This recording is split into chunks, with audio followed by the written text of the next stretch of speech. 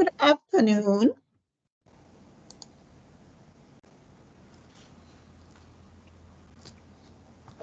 Good afternoon, everyone. Afternoon, Julia. Afternoon.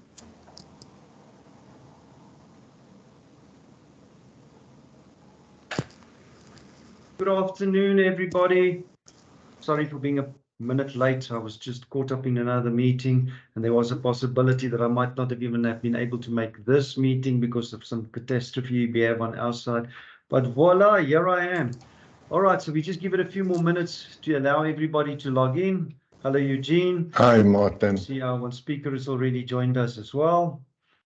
Just give it another minute or so. At 3 minutes past 2, we're going to start. Hello, Julia. Hello, Madsen. Hello, everyone. Just a minute or so more, and then we'll start.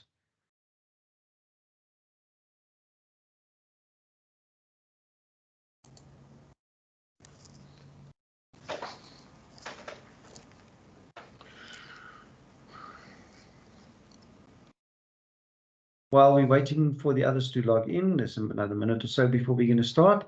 You can see the actual agenda of this afternoon, introduction to whom Eugene Jabé is. I'm not going to tell you because that is going to take an hour on its own, because he's been in this industry longer than what I'm old, you know. He's been here for many, many, many years. But Eugene is, in a summary, a credit specialist. Understands credit, understands the risk around it, understands the things that influence this decisioning around that, and those other dark little secrets that are lying in the long grass waiting for us as credit providers and could be hampering us or preventing us or tripping us up in the process to provide safe, mitigated credit to our clients. That's Eugene. What we're also going to have is we're going to have Dominique, who's going to chat to us a little bit about the implementation of this. Dominique, our CEO of Inoxico, but that a little bit later, the practical application of this, and then we're going to have a time for discussions if the time allows us. However, at any point in time, if you have questions to either of the speakers, just hold on to those questions. At the end of this talk, they will give you an opportunity to ask your questions. If we do not get to your questions, we'll share the contact details of both speakers, and you can feel free to contact them or contact us, and we'll put you in touch with them so that your concerns or your problems could be addressed. All right. So I don't want to take up any of your time. I don't want to waffle. I'm going to hand over to Eugene Jabé, who is going to introduce you to this new, in Afrikaans they say, dis die klein foksies wat die wingerde verniel. It's the little foxes that ruined the vineyard. And there's now a new little fox in our vineyard in credit, and it's called FIC. And how are we going to be affected by that? So, once again, don't ask questions in between. Save it for the questions and answer session at the end. No, it's cool. I'll never read it. She did send an email, you said, no? Yes. Okay. Over to you, Eugene. Thanks, Martin. I hope everybody can hear me. Yes, we can hear you nice and clear. Okay, I'm just trying this. I'm sitting on a different. I'm just opening that share screen. Let's see what that thing does to me. Can you? We can see it clearly. You can see it. Okay. Then I can be out of the picture. Right. Just click on your presentation screen at the bottom right-hand side, then it makes it a little bit bigger for us, Eugene. That one. Yeah, there you are. Thank you. Okay, dokes. All right. Thanks, Martin, for the opportunity, or should I say Credexa. I don't know if Sean's on board. I'm here, Eugene. Are you there? Hi, Sean. Hi. I don't know if Tina is on board. I couldn't see all the names. Tina from Distel or Kate Vin, as they now called. Any case, if Sean's here, then I've got a soundboard. Last week we had 2-day safari, which is our conferences, on this same topic. And a while before that, Sean and Martin and Fatima asked me, if I wouldn't mind sharing it with you on your Credexa meeting. I'll gladly do that, and I hope I can run through it as fast as time allows me. FICA the new schedule came into operation the 19th of December, and there's only two items on that schedule that really affects the credit industry. That's the first one is obviously the definition of credit provider, or not credit provider as such. I think the emphasis is on the wrong place. It is the credit agreement that they talk about. And then secondly, instead of selling one packet of Marie biscuits, Sean loads up more than 100,000 on an invoice to ship somewhere. That is item 20 of that Schedule 1. Martin, you said questions at the end, but if somebody wants to stop and just get clarity, I really don't mind. We'll handle it as we fly past. I will monitor their hands in the background, Eugene, and if it is, I will advise you of such. Yeah, because I can't see them being in presentation mode. Just stop me. Okay, so I'm going to jump straight into section or item 11 of FICA on Schedule 1. A person who carries on the business of a credit provider as defined in the NCA. Now take it in its broadest sense. There is definitions of credit providers. The B section is a person who carries on the business of providing credit in terms of a credit agreement. 1A, the credit provider is not a verb, it's a noun. If you look at the NCA, it's a noun, so it is that person or that entity. It's not the one that actually does the job. It refers to the noun. Eugene, yes, Sean. Sorry to stop you there. No problem. If I may, and I mean maybe just to contextualize, and I know you're going to take us through the as is and the what ifs, but let's just understand where we came from.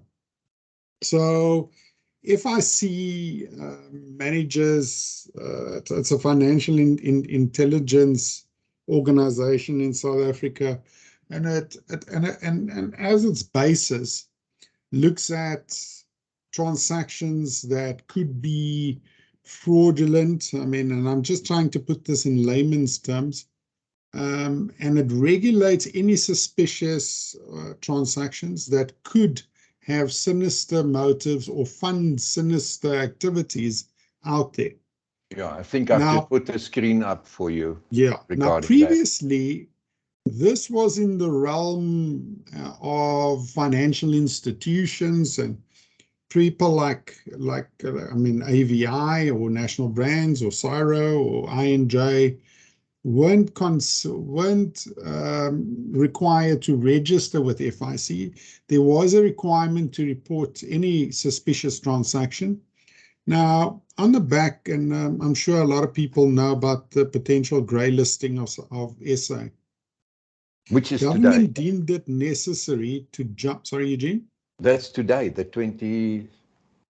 Oh, they're making a decision today. Yeah, the decision has been made in October to grey list South Africa, and then the final tick next to it, Ramaphosa managed to postpone until today. Okay. So yeah, because I asked on Monday, are we listed or not? Okay, anyway, so I'm glad that you raised that. So what has happened was when you're going to be grey listed, it makes life for ordinary South Africans very, very difficult.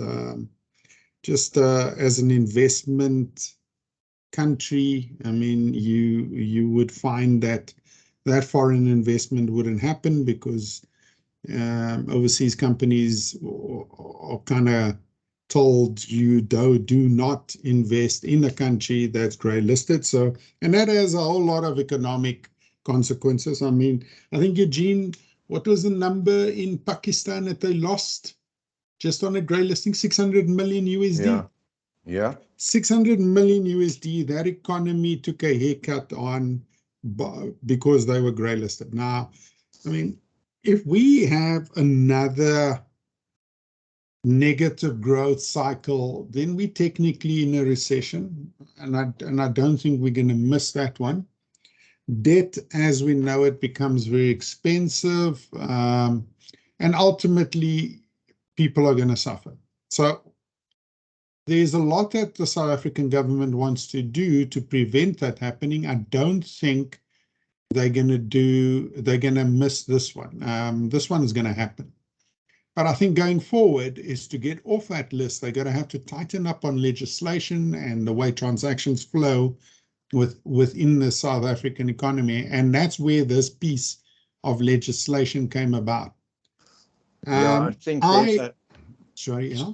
Sorry, Sean, there's an ulterior motive, if I can go down that route. Yeah, When please. Ramaphosa was at the World Bank in October and at the EU, wanting to solicit loans for South Africa, the decision was already made then by FATF that we're going to be on the grey list. So he was sent literally tail between the legs back to South Africa and said, okay, we'll give you some leniency before we bring the final verdict. Go fix up your FICA compliance. Now, if you look at the FICA, or the FATF score sheet on all the countries that belongs to FATF, then we pass on all the paperwork. That's very nice. All the paperwork's nice, but the compliance and the enforcement of FICA is not there. Okay, so that being said, previously, I mean, it was just it was called deposit-taking institutions were governed and regulated and had to register. That definition of a credit provider changed on the 19th of December with this piece of legislation, with the amendment of this piece of legislation. Well, not changed, it brought it in. It was Yeah, they never... broadened it, which now includes anybody that sells or that trades on a credit agreement. That's right. Now, this is not the same definition of a credit agreement as stipulated within the NCA. This is everybody that's got a deferred payment on their books. That then means people that were previously excluded, like ourselves, are now within the ambit of the Act. And that's where, and there are consequences to this thing, which Eugene will highlight. And that's why we're having this conversation today, because I think it's far-reaching. I think the conversation is not over yet with FIC. And there are a lot of businesses that wants to lobby and have a conversation with these guys. But I think let's first understand what the implication is, how far-reaching it is, what are the onus that this piece of legislation has put on us, and then I think afterwards we can have a conversation around. So now what? So over to you, Eugene. No problem. I think, Sean, you're quite correct, and I think PCC 23A, that's the guideline of FIC that they issue. You must visit the FIC website regularly and look at the guidelines. But my whole argument is that in the NCA, lots of us had all sorts of recipes to get outside the NCA.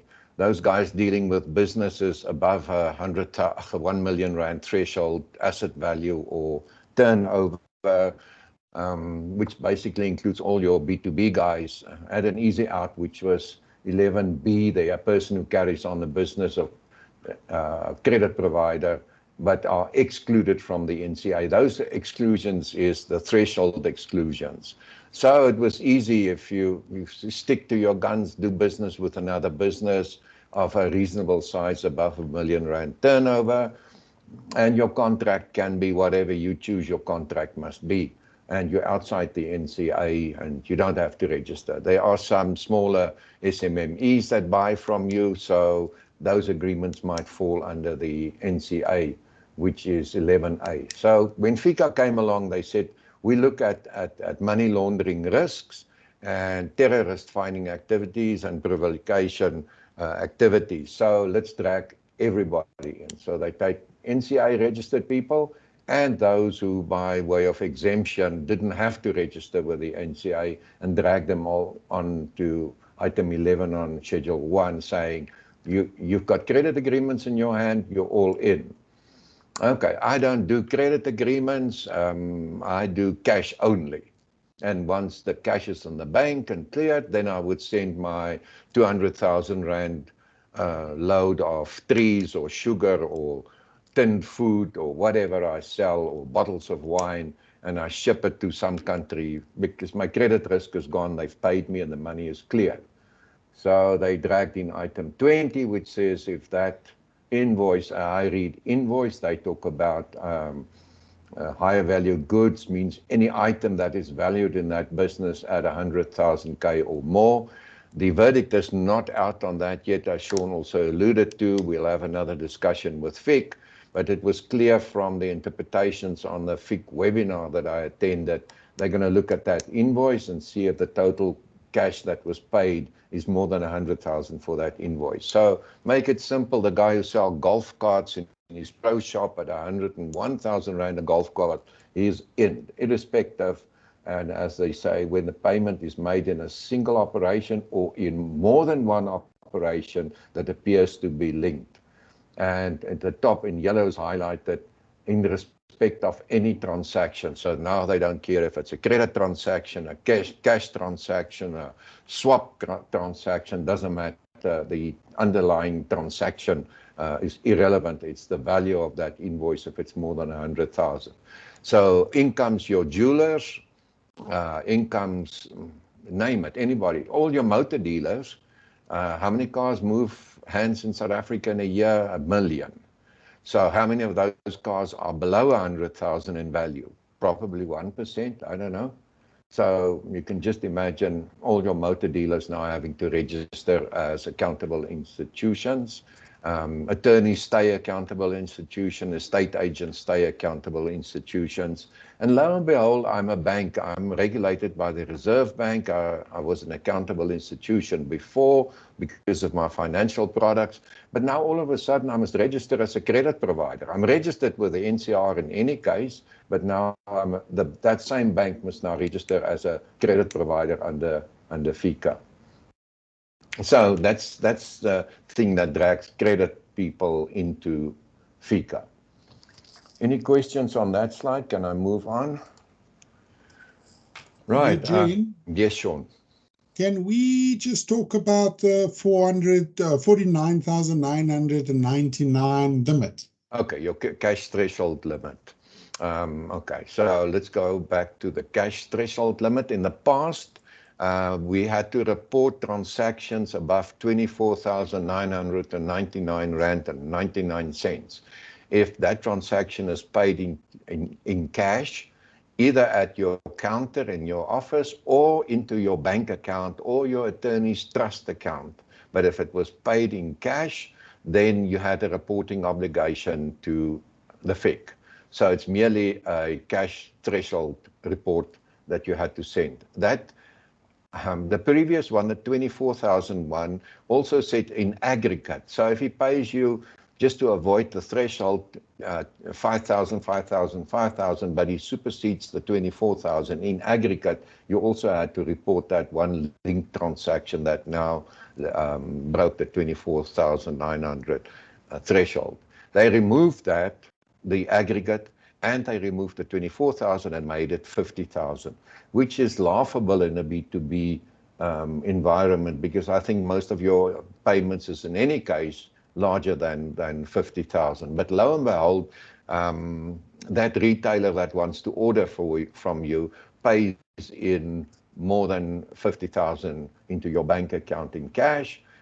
You've got a reporting obligation to the FIC in any case. So somewhere your accounting systems must immediately warn you. The easiest one, you know, how much cash transaction attracts bank costs. So just look at your bank cost column and you'll quickly see where cash was deposited in excess of 50,000.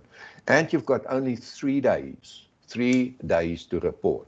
So let's take a situation where the debtor in your books is in default. You've handed them over to your attorney, and the attorney only remits to you once a month. So how am I going to report to FIC in 3 days if cash was deposited into my account? So that's something you'll have to sort out with your debt collectors and your attorneys that work with you, because the FIC threshold after of reporting of that threshold breakage is only 3 days. If you go back like a month, here somewhere in the early December, the motor dealers, they didn't bother reporting those cash thresholds. And if you look on the website, you'll see that a combined fine of 250 million was issued against motor dealers for not reporting those breakage of those cash threshold. Nedbank also slipped on one, and their fine was 10 million. So the FIC has got serious teeth. We'll talk about the penalties at the end. Does that satisfy your question, Sean? Okay. Am I still on? I don't know. Yeah, Eugene, you're still on. Okay. I still hear you loud and clear. Okay. No other questions? Please proceed. Okay. Let's go and get this done. Okay. Otherwise, we're going to run out of time. So outside the scope of getting your clients through this whole process, PCC 116 says that accountable institution must also screen their employees, because look, they look for AML risk, anti-money laundering risk, and terrorist financing. Easiest, I would go in cahoots with one of your staff members to help me through the process. So FIC also says that you must put your staff through the customer due diligence process. So what is this customer due diligence process? At the top of this slide, you see you must have a risk management and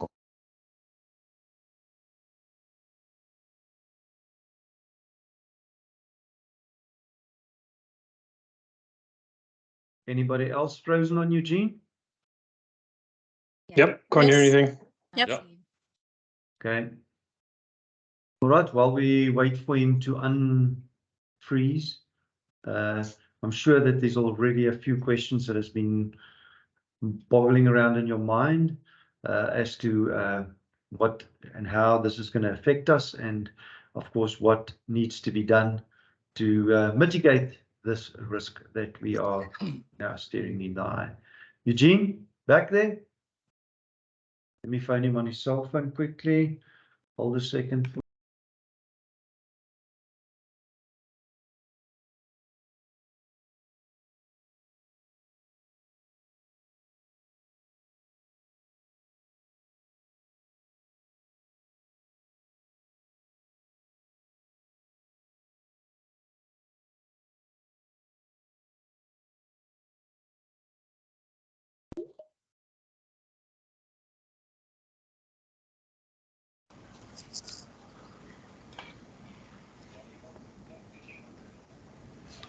okay.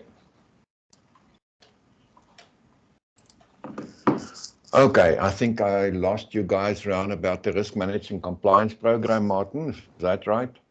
Yeah, that's correct, Eugene. Yep. Okay, so we have a program. A program is a framework that will tell your company how to comply with all the FIC do's and don'ts. We call that an RMCP. You'll hear that acronym being thrown around all over. Below your RMCP, you then have your risk-based approach, which is your risk matrix. And in terms of that, you grade your clients low, medium, and high risk. Low, medium, high risk only means when will I recheck that specific client again. Then FIX puts out. Martin, can you see the cursor on the screen or not? Okay, well, the green block is training. FIX says at least your AML officer must be trained in the FICA Act, and then make sure that all the rest of the staff that's involved in onboarding must be trained. Then the red one at the bottom is your customer due diligence. Sorry, Eugene. Can you hear me? You're sharing the screen. That's, I think, the presenter view, not Yeah. the presentation side. Okay. So we can see the notes in the next slide and the. Okay, sorry. Let me use this Just one. switch the. Is that one better? That's one. Okay. Can you see now we'll see the cursor. Okay. So I was there at training. Remember to screen your staff and train your staff. Customer due diligence. Now, let's take an individual. I'll type in, I'll have Eugene's ID and I'll have his water and lights account. You know, your normal KYC. to know who your client is. I know that some companies also buy the PEP lists, the sanction list to look for more risk in their clients. But now I'll have to have a risk calculator to do my consumer or my customer due diligence. Then the AML officer appointed in terms of your FIC registration will have to take the decision to onboard this client, yes or no, and in terms of the due diligence, say he's a medium, low or high risk client.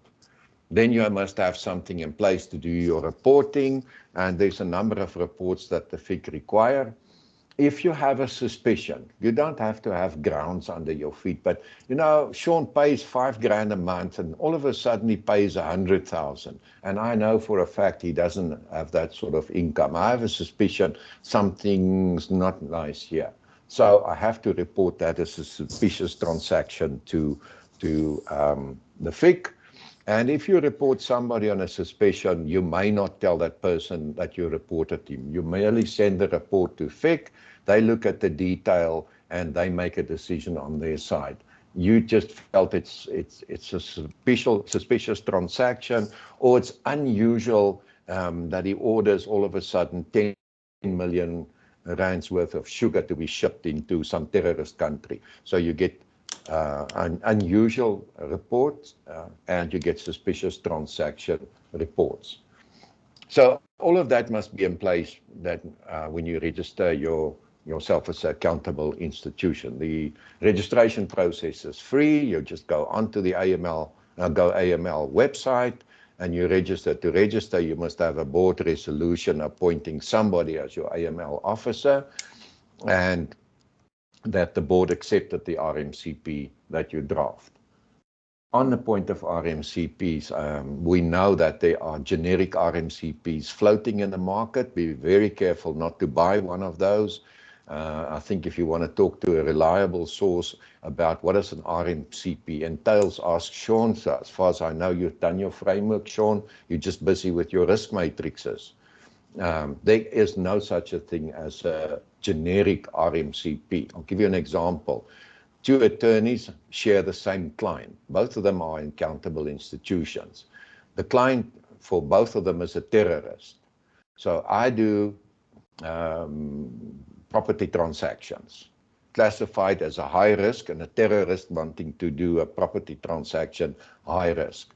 The other attorney defends terrorists. So is he a high risk for the attorney? No, it's maybe a 5,000 rand fee that's going to be charged for the day to defend this terrorist in the criminal court.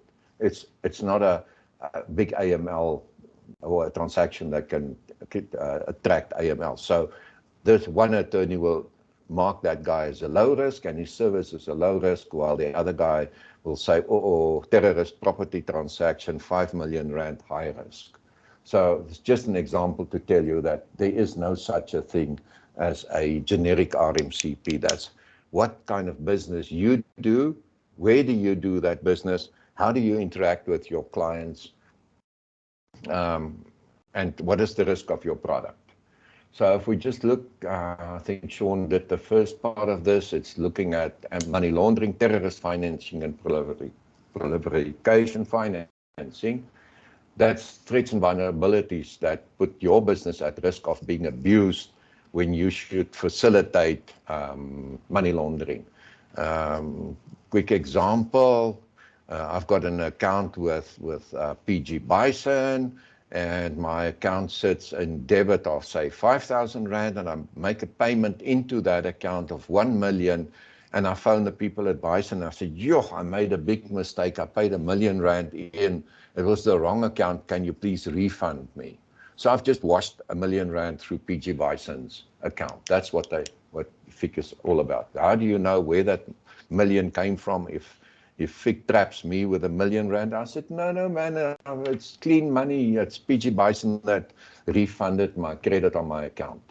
The same with attorney's trust accounts. I pay in 10 million rand, I'm going to buy Martin Petzer's house. I haven't even spoken to Martha. I just go to my attorney and say, yes, 10 million rand. I've got all intentions buying Martin's house. 2 weeks later, I go back to the attorney and I said, no, Martin doesn't want to sell his house. Give me my money back. I've just washed it through the attorney's trust account. These are the things that we are looking for. So in terms of compliance, we have to register with FIC, and you've got 90 days to register with FIC, and that 90 days started on the 19th of December. So we're going to appoint a compliance officer and be very careful. The person that's been appointed as the compliance officer attracts the same penalties as the business if he's negligent, starting at 2 million rand penalties, going up to 10 million for an individual, going up to 250 million per transaction for businesses. And behind the scenes, you can spend 10 years in Sin City if you're totally negligent. Your RMCB must be a risk-based approach, and the sections are quoted for you. We'll send you these slides if you haven't got them yet. Then number 4 is important. 2 reasons why, or 3 reasons that I may not do business with you if I can't identify and verify yourself. So if the company's registration number can't be verified or the individual's ID can't be verified, you may not do business with such a person. The 3rd reason is if that person or the country that you're doing business with is on the FATF sanctions list. So you'll have to look at that sanctions list all the time. Then we go to staff training. I've already spoken about that. There's a heavy requirement for training, and then they expect you to keep those records for 5 years. I have the FIC inspection report, because you're going to get one of these reports. It's about 105 questions over, I think, 8 pages. So if I pre-arm you with that questionnaire, you'll know what FIC wants to know of you once you get the first thing you're going to get is your desktop inspection, and it's just answer the following questions. Like I warned Sean, the second question is incriminating. They ask you what's your turnover. Why would they ask you your turnover? So that they know what the size of the penalty must be that they're going to give you. Then in terms of 7, you've got all the different reports that you must report there. Some of them is not in force yet, but we understand it'll be very close now. So my question is, what is your anti-money laundering and terrorist financing strategy and plan? So let's go one step further. Martin, how am I doing for time? I've got 10 minutes, eh? Yeah, you're about right, but Sean has interrupted you with a lot of questions, so no, we'll give you another 5 minutes there, Eugene. Okay, so your risk-based approach, the indicators that you must consider is what products and services do you deliver? We've got one client, they sell carrot seeds and flower seeds in little packets. You've seen them all over the shops. They're called Stark Airs, and we buy these little green and white packets of seeds everywhere. Next to them is Combat, which is a supplier of pesticides and insecticides to chase away the gogoitjies from all these nice carrots you're going to grow. So do you think that the risk matrix that they've got to do is only on the carrots, where it's a low risk product? Next to it is a product that a terrorist can buy 10 million liters and not kill the little gogoitjies on the plants, but kill the people with that. So they're going to need more than one risk matrix in their RMCP. Then your delivery channels. Have you ever seen that client? Or is it an email that came from Ethiopia or Botswana or America, and you cleared the money and then you ship it? So what is your delivery channel? I get an order from a local guy and he says, no, I'll pay you here, but ship it to Zimbabwe for me. Doesn't it sound suspicious? The address in Zimbabwe, I can't identify that. So you look at your delivery channel and your business practices. Where are you doing business? In which country are you doing business? I'm down in Cape Town, but I ship everything to Siberia or Libya, or what? Are they on the sanctions list, yes or not? And what is the nature of my client? This is a guy that is supposed to be a food wholesaler, but he orders a lot of poison from one of the companies. Then the last thing to look at, is it a single transaction? Is it a once-off buy? or am I in a business relationship with this guy? And I think most B2Bs, if I'm not mistaken, Martin, will be in business relationships. It's not single transactions, because Correct. it's normally terms, and it's a 60-day term with a 100,000 limit, which indicates that's a business relationship. So the due diligence you do on a single transaction is once off, but on a business relationship, you must grade the guy high, medium, or low, and on those intervals, you must then rescreen the person. So if it's a low risk, it's a simple due diligence. And then on medium and stuff, you get on standard due diligence, but then I get to the high risk transactions and clients. Now I must do additional due diligences. So I got to go and look at the sanctions list, the adverse media list. Now what makes it difficult, you might have a platform that can score your client low, medium, and high on information they can verify. But on the adverse media, there's no ID numbers. So somebody's got to go, and the system can bring you all the people with the surname Gupta, but somebody's got to eyeball all those Guptas to see if it's actually your client. And then we have to find out who's the beneficial owner. Like you'll hear the term UBO, ultimate beneficial owner. So it's a trust that does business with you. So I must go and do a due diligence on the trustees and on the beneficiaries, because I must find out who owns the profit. You have certain things in FIC is already regarded as high-risk relationships, like, for instance, property transactions is immediately high risk. Go and look at the targeted financial sanctions list, report unusual transactions, update your RMCP's risk assessment, so that you make sure when you grade your clients, you stay within the parameters. Quickly go one slide forward. Okay, how do you mitigate? We've got what we call a compliance toolbox. Assess your FIC Act compliance risk, so everybody understands design your program, do your risk matrix, do your customer due diligence, your training, your systems. All of that we've put in a box, and I'm a little bit of a sales speech. We do the full RMCP. We've done it. Some of your Credexa clients have already made use of our services. So we'll sit with you, do your bespoke RMCP. We'll go through your clients to write you your risk matrix, and we can point you to companies that actually run your RMCP and do that due diligence and send you a report, but still the onboarding decision is still your own decision. In stuff to consider, do you have the skills, the knowledge, and the capacity to do this? Do you have a place where you verify information? If your controls slip in one person, who's the next? We must look at cost and time efficiencies. To do an individual costs you around about 65 Rand. To do a company with only 5 UBAs will cost you about 160 bucks to do that due diligence.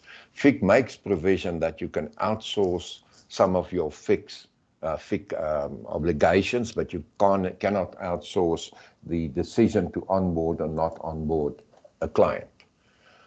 So yeah, that's in a long process, or a long story. It's by our calculation, 420,000 businesses in South Africa is all of a sudden dragged into the FICA net on the 19th of December. So everybody's in a frantic spin. We get calls coming out our ears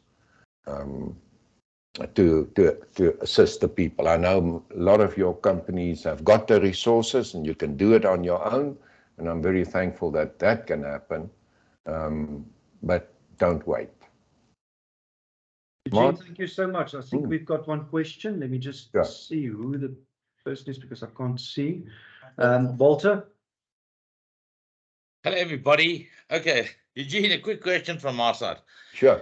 We are inundated on a monthly basis by these fraud guys with regards to changing of banking details. Yes, sir.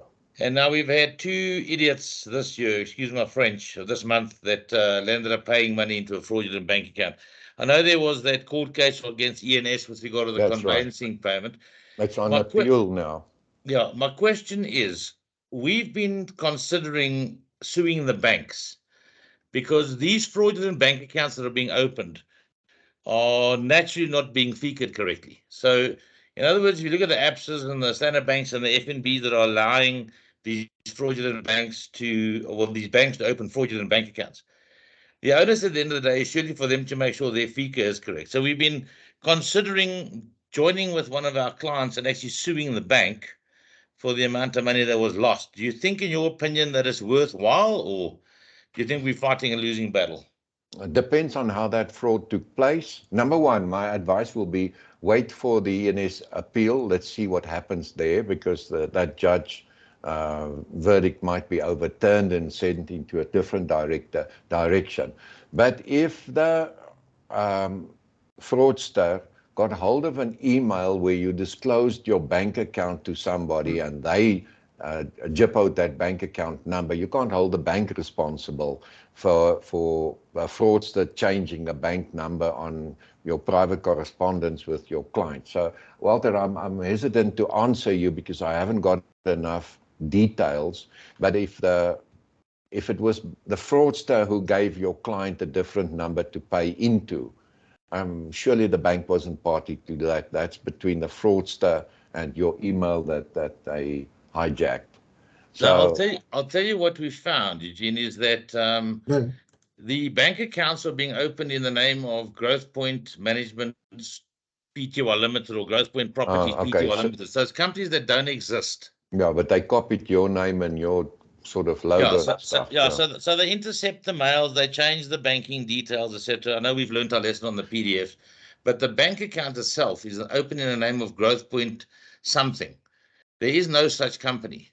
Yeah. So surely there is negligence on behalf of the bank not to do their FICA properly. Yeah, well, that it sounds to me like that. The verdict's not out. Let's see what happens in the ENS case. Okay. But if the bank opened an account, they properly FICA'd that account, it shouldn't have happened.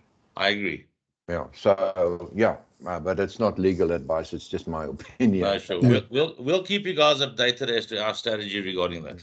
But first, Walter, if I can come in here, and also this is not, please, I'm not a legal expert, so don't quote me on it. It's just an opinion. And I think the Act's very clear also on that, is that you cannot delegate your responsibility to do your due diligence properly. To the point where we need to understand, if you have a bureau, where does that bureau get that information from? How do they source it? How accurate is that information? So there's a lot of onus on us as this new accountable institutions to validate every source of information and make sure that it is correct. So yeah, that's just my 2 cents on the topic. And that onus is also on the bank to make sure that they don't open an account in a fraudulent name with fraudulent details. Sure. Yeah. So that validation of information is really, really important. All right. Thank you very much, Eugene. Are there any other questions? And please listen. We will share Eugene's slides for you so that you can speak with him afterwards if you want to get hold of him or in contact with him for any further advice or any further information. Not to waste any more time, we're going to switch over to Dominique, who is now going to take us through a little roadmap as to how we see what you should be doing within the next couple of weeks. Dominique? Thanks, Martin. But actually, I do have a question for Eugene, if you don't mind. Eugene, would you be able to tell us, are there cases where trade credit has been used for anti-money laundering and terrorism finance? And which jurisdictions overseas currently include trade credit in these similar FIC and AML regulations? Hi, Dominic. I hope you're well there in the States. I believe you're on the other side of the water. Remember, this only came in on the 19th of December. So within trade credit, as an accountable institution, there's no case law yet. If you talk about just ordinary money Yeah, but I laundering, think there would have been cases like, okay, this is how you commit money laundering using trade credit. Like it's the Guptas did it, or these guys did it in the past. yeah, the biggest one. Is there didn't any happen. examples of that? No, I can't give you examples. We know of stories. What happened is that I will go to AVI and open an account there, and I would ask, I'm sitting, say, for instance, very far up North Africa, and I would open an account with AVI. Sean and them would do their normal check on me, and I would order 20 million rands worth of stuff from AVI in one single load. I would then pay the money into AVI's account. They would clear the money, and they would ship the goods to whatever address I gave them. Nobody knows where that money came from in the first instance to put into AVI's account. Probably I'll also just order half of the value of what I put in their account, and the other half I would ask them to refund my local business in South Africa. We've got another case, and maybe that's a real example that happened to Macro. Fraudsters, I can't remember the figure, 190 million went into Macro, and they bought up all the iTunes cards.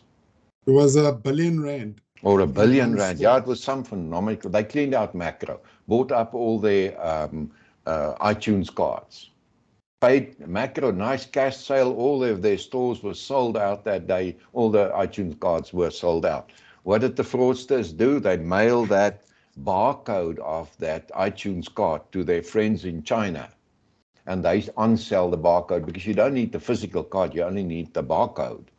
So in China it was sold, so I washed the money from some country smuggling cannabis via South Africa into China. So yes, there's examples like that. I think you're yes, Dominic. Did they make the payment, or was it just they paid fine, everything was fine? No, they just went and hit all the Macro stores and bought up all their cash, bought all their iTunes cards, and the manager's thinking, "Well, it's Christmas, we've got a wholesale sale out here." No, I get that, but did they pay for it? Yeah, it was normal transactions at Macro. Okay, so Macro still got the money. It's just a question of. But that money comes from some country we don't know. We don't know what created that money. Let's say it was sales of cannabis or drugs or whatever. They bring it to South Africa, buy up all the iTunes cards and ship the iTunes barcode to China. So it doesn't reach figure. But the North American cannabis money is now turned into cash in China via iTunes barcodes.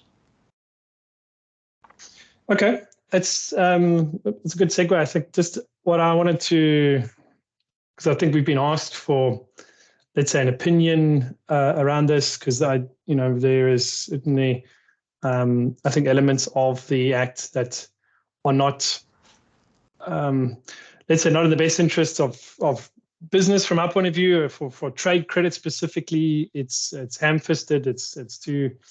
It's not made for trade credit, and I think trade credit is often poorly understood.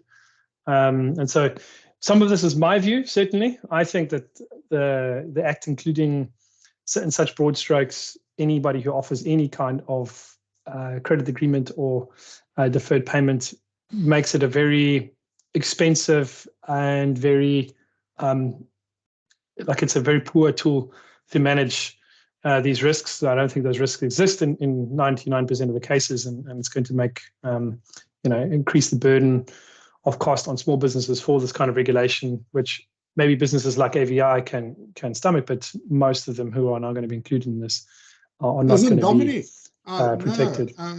Listen, firstly, let me just comment on your hair. I don't. Sorry about the hair. It's early in the morning here. Yeah, that's all right. Let me just put that out there. But listen, I share Dominic's concern around this. So there's this piece of legislation. If you're not compliant, there's consequences. But that doesn't mean we must also take this thing lying down. And I think, Dominic, the one concern that I do have is, the banks, being accountable institutions, have always had the resources to do this. and they also had the wallets to do this. You made a comment about AVI. We don't. We are lean, mean Well, if machine. AVI can't, then there's a bigger problem. Then there's a much bigger problem. No, so Okay. I think, and this is part of this conversation as a credit community that we now need to have. We know this thing is coming. In fact, it's landed. It's what do we do, and how do we want to approach it? I'm saying, Sean, I've This- lost you. I don't know if it's just me. can you hear me? Okay, you're back, yeah. Okay, so I think what we need to figure out as a credit community is you can't avoid this thing. So registration within 90 days, you got to do.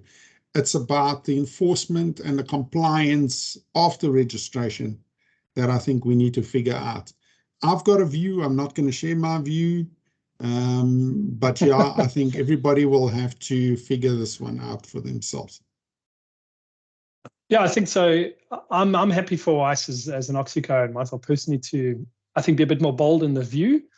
I've got more experience. Bad laws are common, right? It's very common for legislators not to understand the full impact of legislation that they produce. This is not a new thing.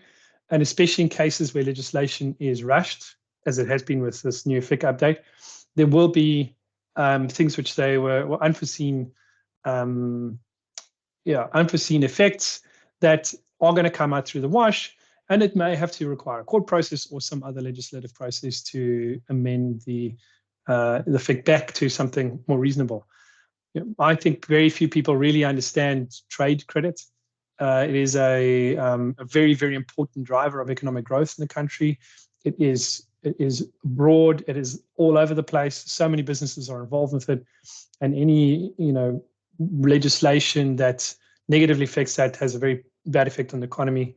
And I think if it has some purpose in terms of this to get a reduction in the amount of, let's call it fraudulent and dangerous activity on AML and terrorism financing, sure, I think that there's some improvements that can be considered, but the way that the Act is currently set up, in my view, completely ignores a balanced view in this area and doesn't really understand trade credit at all. I think actually nobody's even who was legislating this probably wasn't even thinking of trade credit at all. They were just thinking of larger financial institutions or secondary types of financial institutions, the likes of who are not banks, but who are also involved in financing activities. I suspect that's what they were thinking, but that's what the way the law is. The law will be interpreted in a certain way.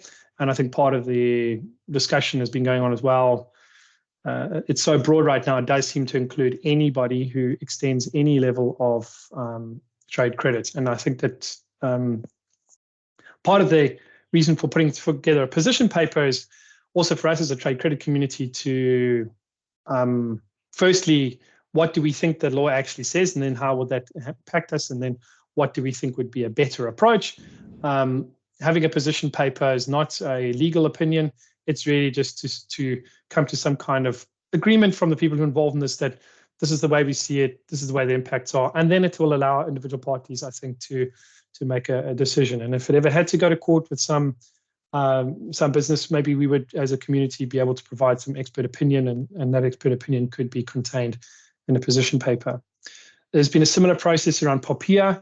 There were eventually sectoral POPIA codes of conduct, which then the information regulator has accepted. So we have one for the credit bureaus. Under the Credit Bureau Association, we developed a POPIA sectoral code for credit bureaus, because if you applied POPIA directly, in many cases, the bureau's whole entire business model would be destroyed. Like, you would not be able to share information. So a lot of the initial POPIA legislation was not thinking about the situation where bureaus are involved, and therefore the bureaus developed a sectoral view, and that was then accepted by the regulator as, okay, cool, you guys can now regulate yourselves under that code. We accept it. And I think we may end up with a similar situation with the FIC, that they say, all right, we accept your sectoral approach, makes sense to us. It still achieves the purposes of what the Act was supposed to do. As long as you stick to those, we're comfortable.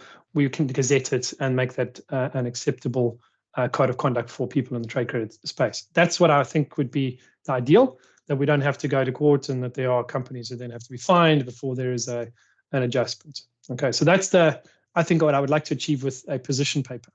The contents of the position paper, I've put a draft together. I don't think we're going to get through it all today. I would like us to consider it, but I think that today would be good to, I think, accept that we would like something from a Credexa perspective, and I'm being bold here to say like Credexa could endorse something, but of course this is a draft. My objective today would be that as Credexa, there would be an acceptance. Yes, we want to put together a position paper, and this is a decent start, and we're going to spend the next month or so coming together with a draft that we can then put forward to our constituents and various organizations involved in trade credit. We'll also have support, I believe, from the CBA, so Credit Bureau Association will also help to work on this. They don't have funding currently, and they're looking to us as an Oxigo for some support in that area. Apologies for the background noise. Yes, I see a hand up from Eugene. Dominic, just I agree with what you say. Just a heads up on one thing. The final document from FIC is PCC 23A. The draft has been circulated. Comments have been received. So what I want you to understand is that there's urgency. When Lawrence and them, the retail guys, went to get a carve out of the definition of credit provider, the chairman of National Treasury said to them in an uncertain time, there's no carve outs.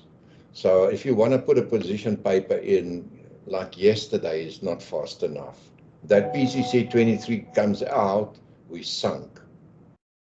So you need some urgency. That's all. That's my comment. Yes, Eugene, but bad laws do exist. They are promulgated. It does happen. So I don't think, unfortunately, in this case, we're probably not going to be able to stop this. It's going to be something which people will probably need to register for. But I think we want to avoid 400, 500,000 businesses trying to register. Well, they're not going to. So there's going to be problems. We Sure. can't avoid that. So even if we are a bit late, it's slow. It's not our fault. It's the way that the law has been, forced through. And I understand the global context there and the reasons why. I don't blame people, but this is how bad laws get made, and we need to make sure that they're improved over time.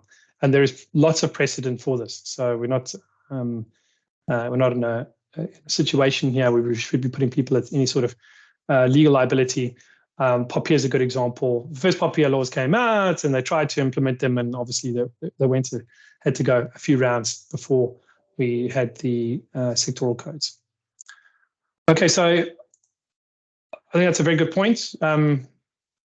So basically, the paper just tries to outline an executive summary, basically saying that the Act has a very broad definition for the accountable institutions that includes too many businesses, includes too much of what trade credit is, and would be very expensive to implement with very little benefit for that.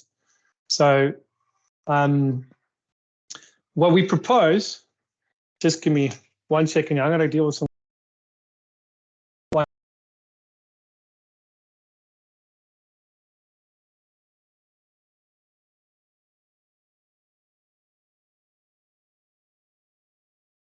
Dominic fall out of his chair.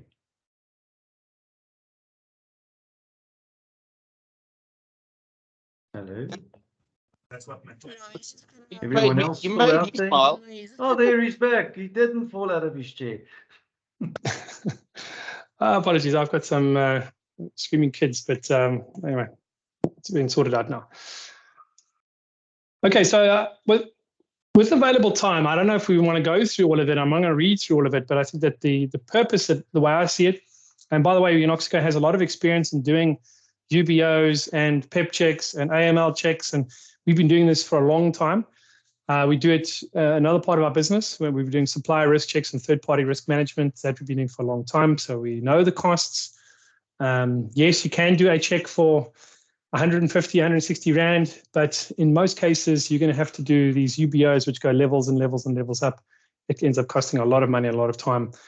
We charge a minimum of 2,500 Rand for a full UBO on a large business, and that we do not make much money from. So it's a very, very costly exercise that banks can do well. And if the same, and I feel that's what FIC is going to do, is say, well, initially, same standards apply to people doing trade credit, it's going to be crushing in terms of its cost. And we need to find a way to adjust that. And I think some of what Eugene said is reasonable, but I think that there's a big underestimation of the actual costs involved in doing this.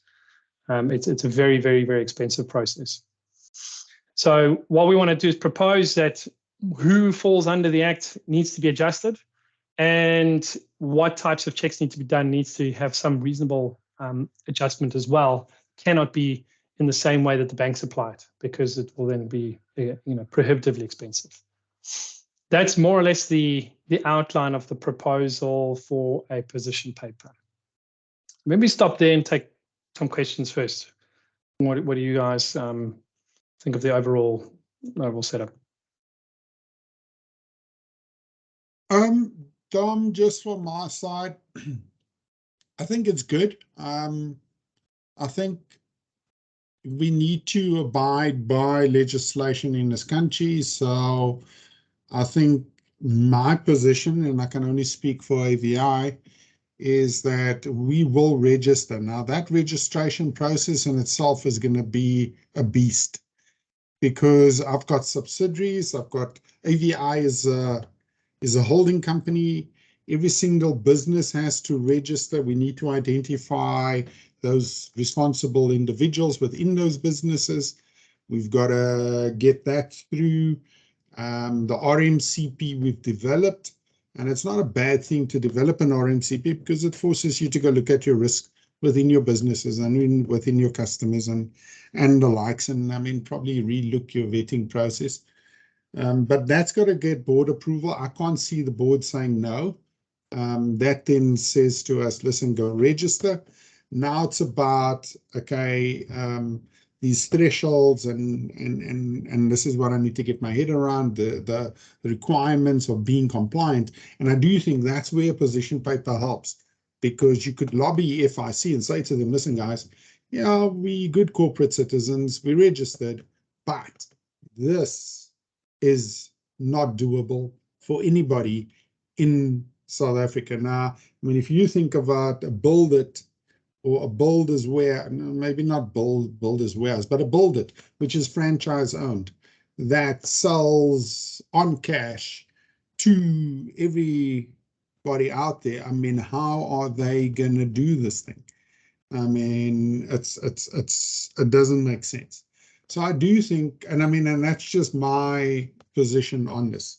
I'm going to do what's required in terms of registration, RMCP, but I do like the fact that there is a position paper on this that we need to put out there.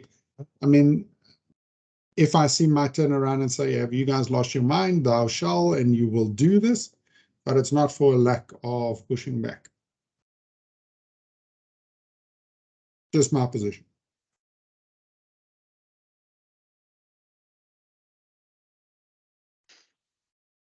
I'm going to pick on some people. I saw Julia, I don't know, and Leroy from Clover. How do you guys see this? Have you applied your mind to it?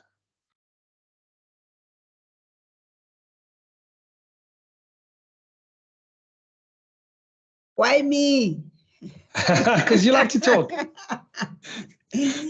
Listen, Dominic, I'm having a session with our compliance manager just to discuss this and understand where we are and then what we need to do. I think I'll only be in a position to let you know once we have this meeting. Yeah. Okay, but in your, let's say, we're talking here, and it's a closed group, right? And in your opinion, even for the whole PG group, does it make sense? Or what do you think the reasonableness is of this to, given what the Act is trying to achieve and your experience of what PG group is doing, does it make sense? I mean, you're a trade credit expert, and even for your experience back at Bridgestone.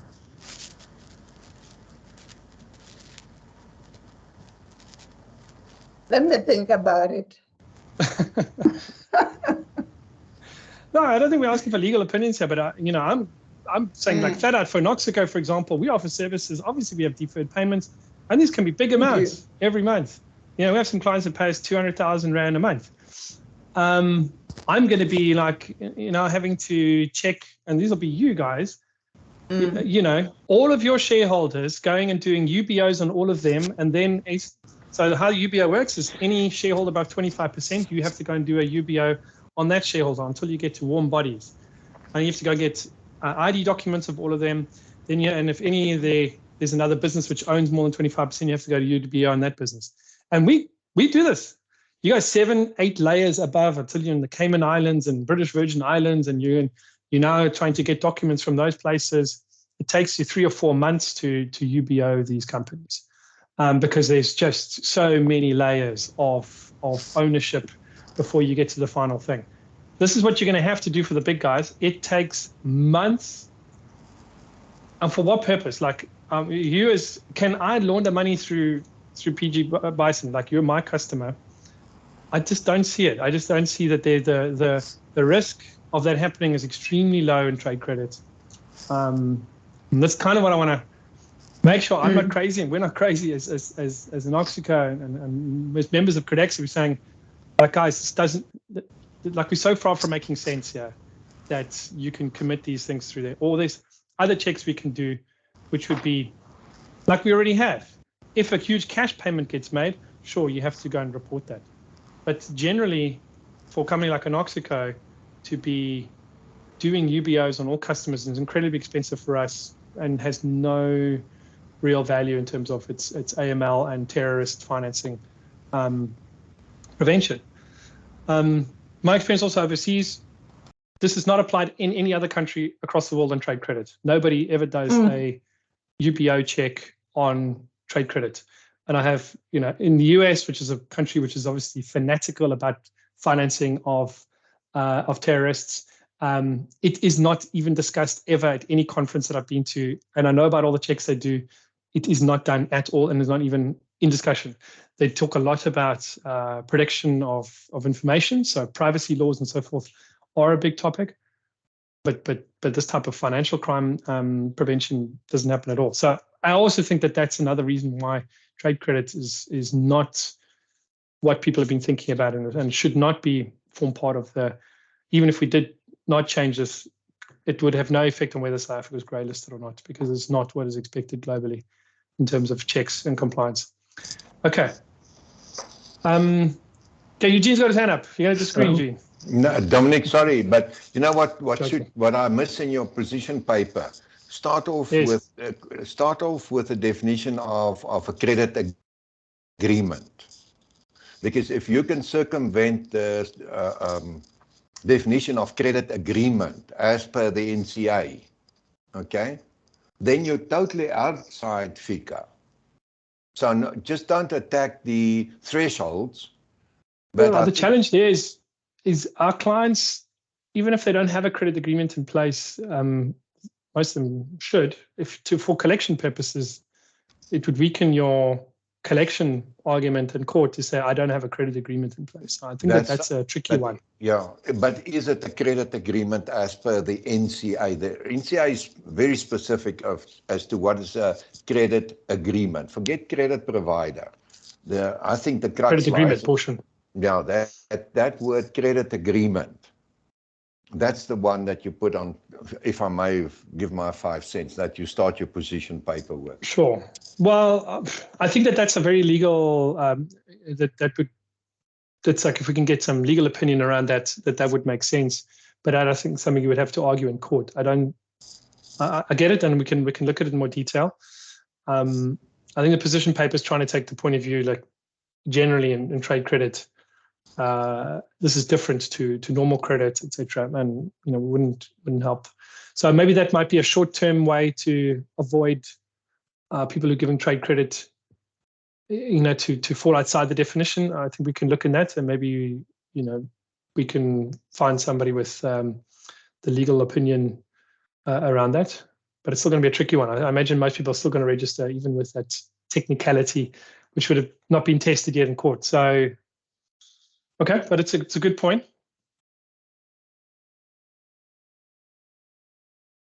If anybody else, have you applied your minds to credit agreements in the National Credit Act?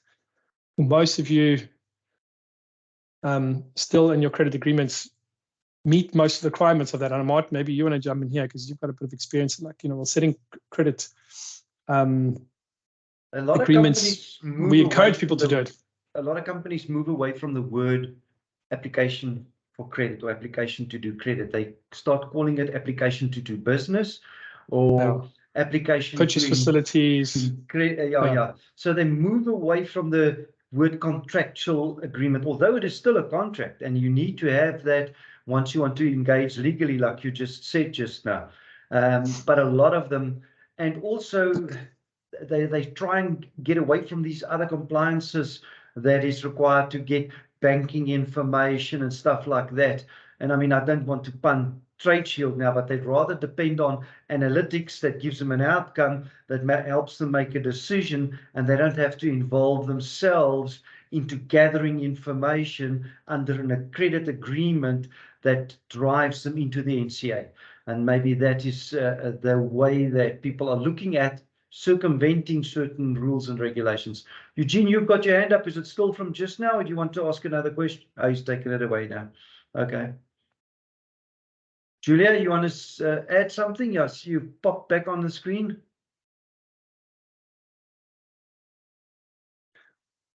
I just want to have a quick look through here. If there was anything else be worth discussing. No, I don't think so. I think it's all covered in the. This is not a very complex document, so.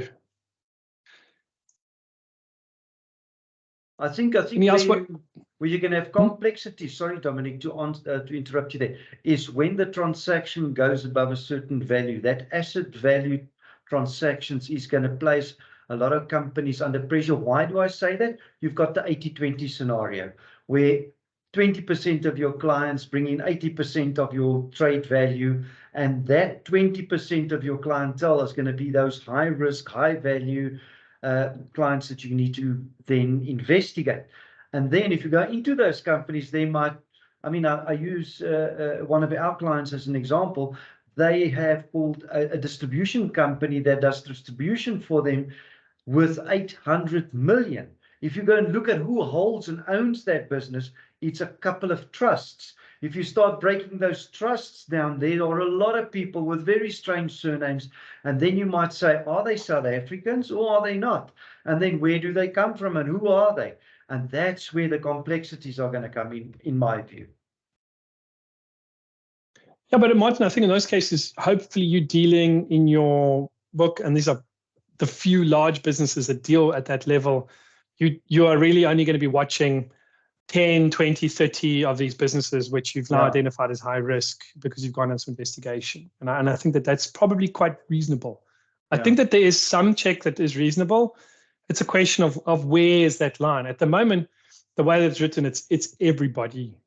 Yeah. Every man and his dog, every type of business, any deferred payment will be constituted as having some sort of expectation for payment, which is an effective credit agreement, blah, blah, blah. You can fill in the rest. So if that is the case, we're going to find this is impossible for implementation purposes. Julia's got an answer or comment or a question. Julia? Yeah, it's actually a comment. I'm looking at these criteria, right? And when I'm looking at them, with us, it's more of the opposite, where you less than 5 million is more of your high risk than your low risk. And then you over 25 million is your low risk. So I'm looking at that to say it's low credit risk, but this is probably, I think the point is what is the risk of this being used or abused for money laundering purposes? Very difficult to do money laundering with 100 Rand a month. Yeah.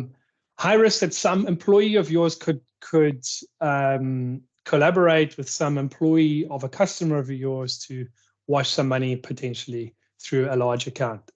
That's it the makes idea. sense. Or All right. that there's some shareholder in the background, he is related to some bad guys using some big client of yours as a front to launder money.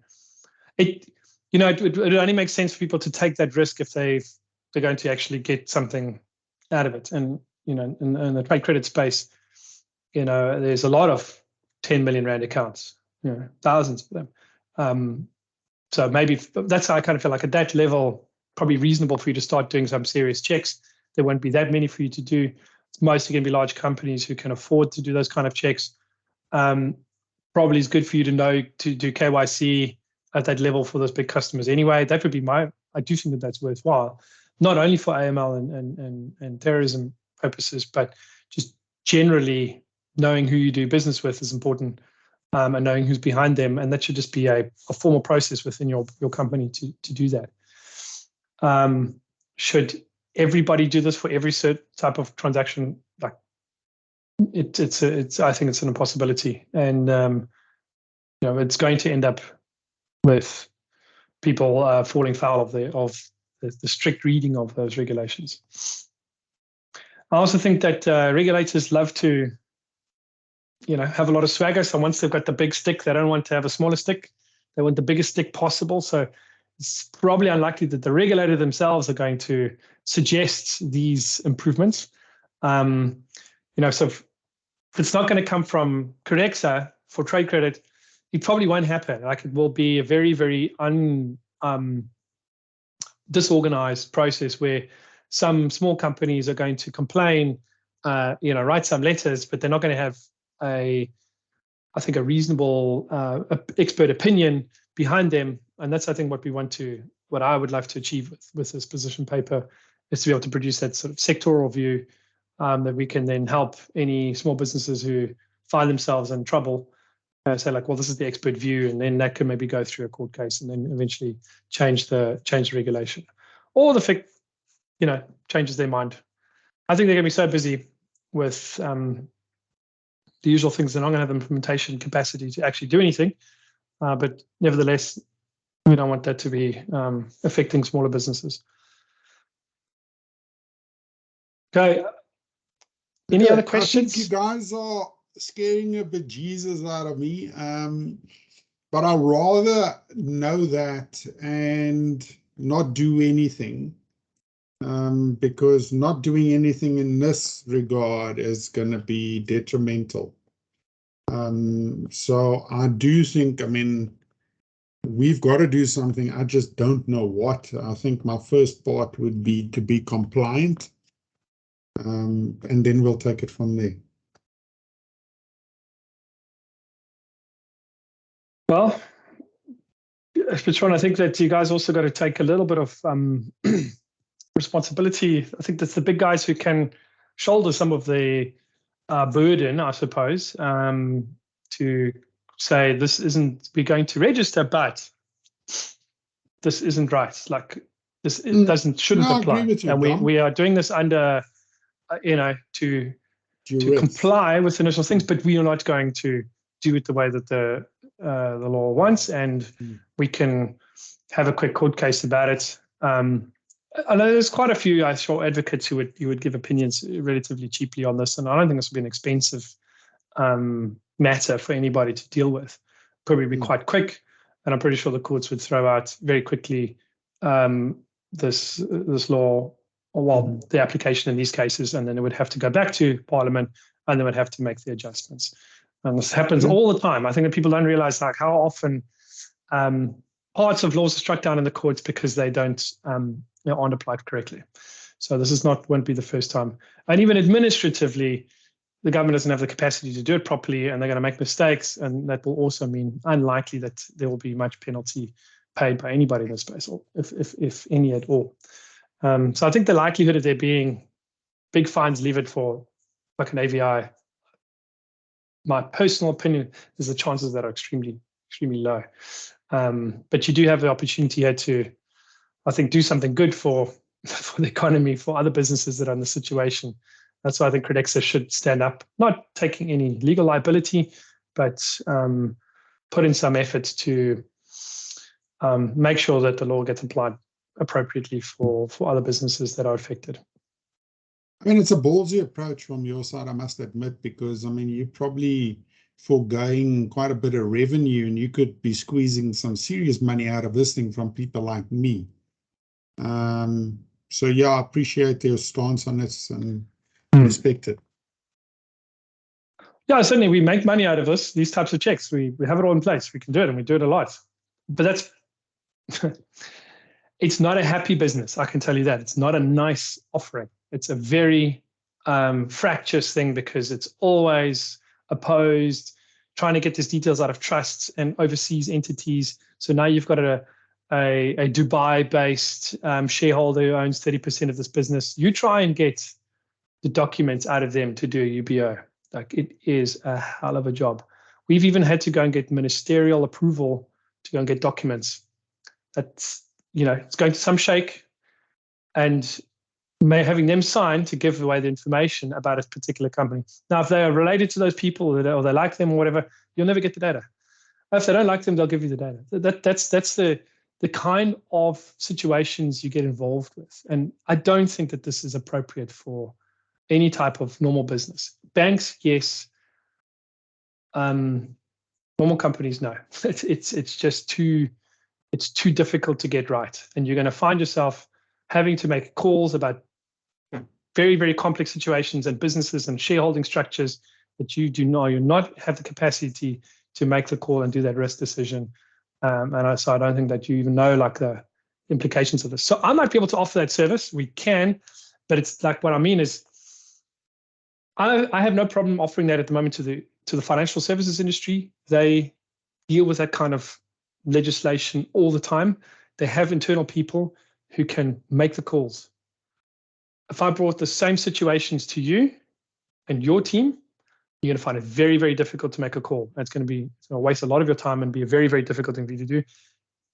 In the financial services space, they are very unhappy when we discover these things and we push these things onto them. You are going to be even more unhappy. And so it's not a service I would want to provide. Let me put it that way. I can make money from it, but it ends up being like everybody's unhappy. Everybody hates this process. It is got no value to anybody. It's just box ticking, cover my ass. That's the reality of this. I don't want to be involved in that too much. I'll do the minimum possible. So we could offer these checks, the low, medium, and high risk things, but none of us are going to be very happy doing that. Much rather offer you for more clever and innovative solutions and then, box ticking and risk protection in this case. So that's why I don't, although we've got a financial incentive, none of us like doing this. It's not a nice offering. Thank you. Yeah, being the devil's advocate, I think if business looks at the informal trading sector that happens where guys they trade in cash, they don't have bank accounts, they walk in with a wad of money into a distribution place and they say, here's 50,000, I want to buy this, or here's my trolley full of booze that I've just bought, and that's what I want to pay for it. Or they walk into Macro with a little bank bag and there's cash in there. Those are the kind of transactions that are always questioned. But it's not because it's a terroristic activity. It's because they have been denied the capability to open a bank account because they're a foreign national. And those complications are going to be coming more to the foreground. What is right on there? Yeah. All right. Everybody, no more questions. Please, guys, if you want to, Dominique is in America. You can phone him 7 o'clock our time. He's awake. He sends us messages at that time. You can talk to him. No, please remember, he's about 7 hours behind us. So if you want to have a chat with him, Eugene's details we'll share with you. I'm in Joburg next week though. So I'm in Joburg from Thursday next week for 8 days. So happy to also chat then. Okay. All right. There you've got it. Set up some time with him in his diary. Speak to us and we'll accommodate you. Eugene's details, Fatima is going to share it. Thank you very much for your participation. It was a very informative session. Thank you, Eugene. Thank you, Dominique. Thank you, Sean, for your valuable input. We thank you, ladies and gentlemen. Have a fantastic afternoon further. Happy FIC. Cheers, Martin, Dominic.